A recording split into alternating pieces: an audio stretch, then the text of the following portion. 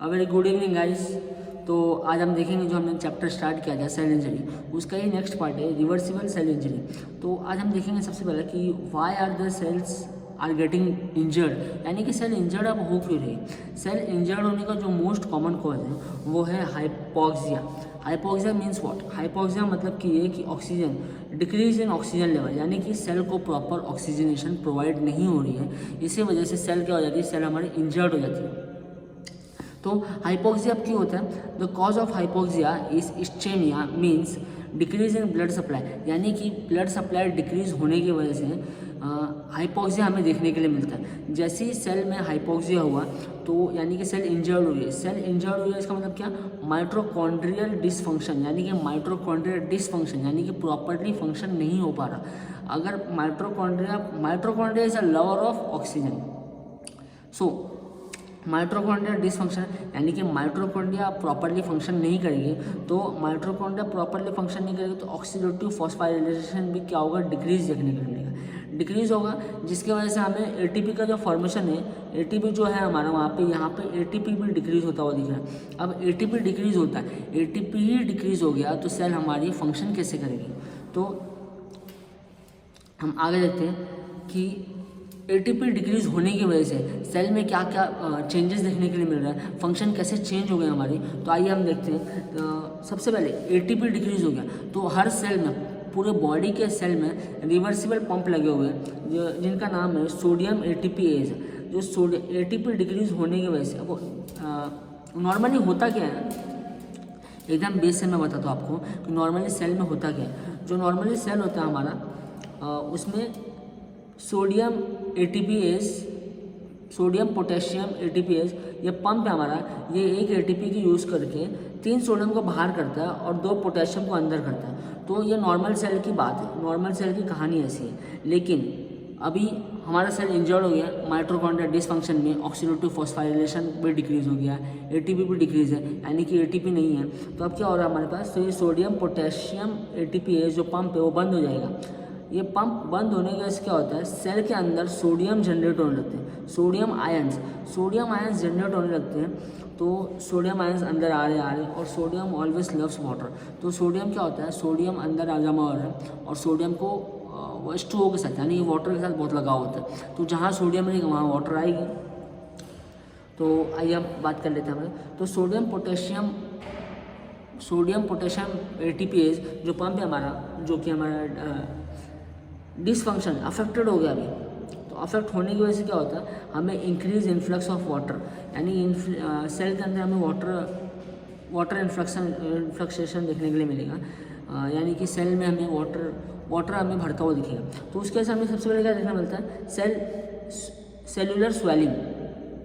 सबसे पहले हमें सेलुलर स्वेलिंग देखने को मिलता है, जो कि फर्स्ट मॉर्फोलॉजिकल हाइड्रोपिक चेन है स्वेलिंग। सेकेंड डे में क्या देखने को मिलता है? अब सेल में लगातार वाटर आ रहा है, मतलब पानी आए जा रहा है। तो धीरे धीरे सेल क्या होगा? सेल हमारा फूलता जाएगा। तो सेकेंडली क्या होता है? एंडोप्लाज्मिक रेटिकुलम में स्वेलिंग होता है, यानी कि अब सेल के अंदर पूरा पानी भर चुका है, सेल मेम्ब्रेन में पूरे फैल चुके हैं। अब क्या होगा? प्रेशर जनरेट हो रहा है, तो अब धीरे धीरे वो एंडोप्लाज्मिक रेटिकुलम के अंदर ही पानी जा रहे हैं और वहाँ पर भी स्वेलिंग हो रही है, स्वेलिंग दिख रही है। अब ये इसका लॉस ऑफ माइक्रोविलाई। अब पानी आया जा रहा है तो लॉस ऑफ माइक्रोविलाई कैसे हो रहा है? तो लॉस ऑफ माइक्रोविलाई मैं दिखाता हूँ कैसे होता है। ये हमारा नॉर्मल सेल है, ये हमारे इसके अंदर ये माइक्रोविलाई है, ये कुछ इस तरह से हमारा माइक्रोविलाई है। तो अब ये वाटर इस तरह से आ रहा है, तो ये कुछ सेल थोड़े टाइम के बाद ये सेल हमारा कुछ इस तरह से हो जाएगा माइक्रोविलाई। तो जो माइक्रोविलाई थे जो कि सरफेस एरिया बढ़ाए रखे थे, अब ये माइक्रोविलाई पूरे डिक्रीज हो गए, तो लॉस हो गया ना माइक्रोविलाई का। फिर फोर्थ हमें क्या देखना है? प्लेब्स देखने मिल रहा है। प्लेब्स क्या हो रहा है? वाटर इन्फ्लक्स हो रहा है, वाटर कंटिन्यूसली इन्फ्लक्स हो रहा है, जिसकी वजह से क्या हो रहा है? वाटर को बाहर निकलने के लिए अब जगह चाहिए। तो वाटर क्या कर रहा है अभी? सेल के अंदर प्रेशर जनरेट करके इस सेल को एक्सटेंड करके ऐसे कुछ जगह बना रहा है। So this are the plebs in the cell. And fifth one is myelin figure. Myelin figure is very important. तो माइलिन फिगर के बारे में मैं एकदम डिटेल में लेकर चलूँगा कि माइलिन फिगर क्या हो रहा है। ये मेम्ब्रेनस वॉल्स और लैमिनेटेड एग्रीवेट्स ऑफ फॉस्फोलिपिड, यानी कि माइलिन फिगर जो है वो फॉस्फोलिपिड्स के बने हुए हैं, derived from damaged membranes of mitochondria, ये डिराइव्ड कहाँ से हुआ है? डैमेज्ड माइटोकॉन्ड्रिया से, डैमेज्ड माइटोकॉन्ड्रिया से और एंडोप्लाज्मिक रेटिकुलम और सेल मेम्ब्रेन, इनसे ये डिराइव्ड हुए हैं। तो जो सेकंड बात है, हमारी पहली बात हुई कि एटीपी डिक्रीज़ हुआ तो हमें एटीपी डिक्रीज हुआ तो हमने सोडियम पोटेशियम एटीपीएस पंप को बंद होते हुए देखा। अब दूसरी चीज़ क्या होगी? एटीपी डिक्रीज हुआ तो हमारी सेकंड चीज़ जो होगी, अब एटीपी डिक्रीज हुआ तो अब यहाँ पे साथ ही एनारोबिक रेस्पिरेशन चालू हो जाएगी। एनारोबिक रेस्पिरेशन चालू है तो एनारोबिक रेस्पिरेशन का जो एंड प्रोडक्ट है वो है लैक्टिक एसिड।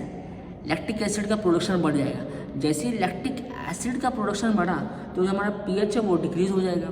एसिड में आया तो पीएच तो डिक्रीज़ होना ही है। तो पीएच डिक्रीज़ होने की वजह से क्या होता है, जो उसकी एनवायरमेंटल कंडीशन होती है उसके एसिडिक होने की वजह से यहाँ पे न्यूक्लियर क्रोमैटिन का क्लम्पिंग स्टार्ट होता है। यानी कि जो फैले हुए थे न्यूक्लियर क्रोमैटिन वो अब क्या हुआ, एक जगह क्लम्प होने लगे, क्लम्प होने स्टार्ट हो गए थे। तो ये हमारी सेकंड चीज़ हो गई एटीपी डिक्रीज होने की वजह से। जो हमारे थर्ड टिक है, जो हमारा थर्ड टाइप है हमारा, यानी कि थर्ड इफेक्ट जो है हमारा वो क्या है? Detachment of ribosome. यानी कि वाटर का इन्फ्लक्स तो लगातार हो रहा है, वाटर इन्फ्लक्स लगातार वाटर आए जा रहा है, वाटर आए जा रहा है, मतलब पानी भरते जा रहा है। अभी पानी भरते जा रहा है तो क्या हो रहा है, एंडोप्लाज्मिक रेटिकुलम में भी पानी भर चुका है। एंडोप्लाज्मिक रेटिकुलम में पानी भर चुका है। अब एंडोप्लाज्मिक रेटिकुलम भी अपना सरफेस एरिया बढ़ाते जा रहा है, जिसकी वजह से क्या होता है, जो राइबोसोम्स हैं एंडोप्लाज्मिक रेटिकुलम के ऊपर अटैच है वो क्या होता है, डिसअटैच हो जाते हैं। यानी कि डिटैचमेंट ऑफ राइबोसोम। जैसे ही राइबोसोम डिटैच होंगे वहीं पर साथ ही साथ प्रोटीन सिंथेसिस डिक्रीज हो चुका रहेगा। डिक्रीज तो यहाँ पे हमने रिवर्सिबल सेल इंजरी को देख लिया है। तो अगला जो वीडियो रहेगा हमारा वो रहेगा इरिवर्सिबल सेल इंजरी में। हम इरिवर्सिबल सेल इंजरी के ऊपर बात करेंगे और उसमें हम देखेंगे कि उसमें क्या क्या चेंजेस दिखने मिल रहे हैं और सेल जो हमारा वो रिवर्स क्यों नहीं कर पा रहा, हम जानेंगे अगले वीडियो में। तो थैंक यू गाइस।